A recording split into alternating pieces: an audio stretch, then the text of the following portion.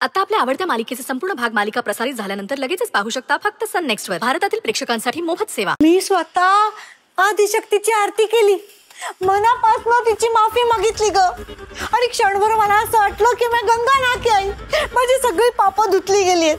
खरंच देवी आई, देवी आदिशक्ती, मी तुला वचन देते, आता ह्या पुढे तुझ्या अस्तित्वाला मी कधीच डावळणार नाही।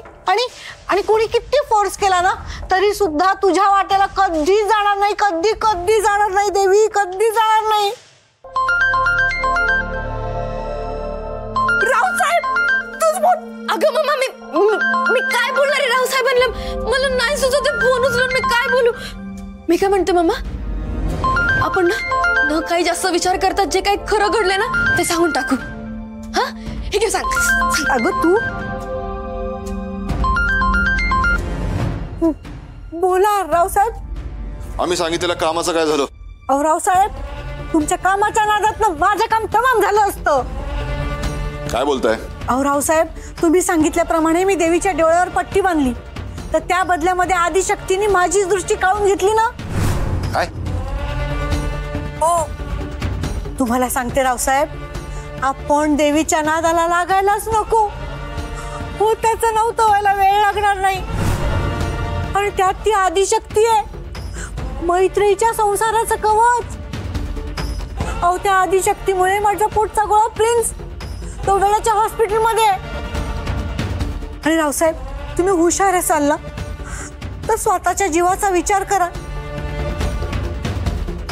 कारण देव ज्याच्याशी वाईट त्याची हवा टाईट।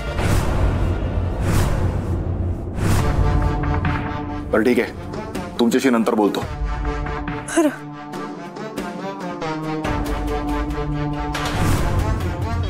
हे सगळे एकापेक्षा एक नग आमच्याच राशीला का आलेत काही कळत नाही आम्हाला।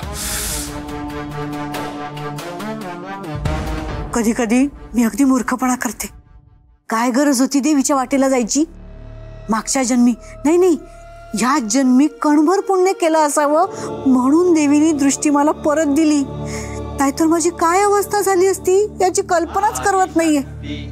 ही रात्र आयुष्यभरासाठी मला काळ रात्र बनून राहिली असती।